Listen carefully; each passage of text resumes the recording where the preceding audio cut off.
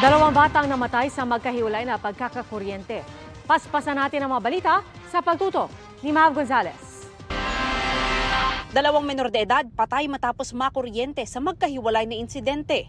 Sa Batangas, pipitas lang daw sana ng bunga ng santol ang lalaking 13 taong gulang nang napakapit daw ito sa live wire. Nasaksihan ito ng ama ng binatilyo. Sa Cebu naman, natagpo ang wala ng buhay sa kanilang bahay ang isang lalaking 10 taong gulang. May mga paso ito sa kamay na may hawak pang electrical wire. Ayon sa mga pulis, low voltage electrical injury ang ikinamatay ng bata. Dalawang sospek sa pananakit sa isang dentista sa Cebu City, sinampahan na ng mga reklamong serious physical injury at grave threat.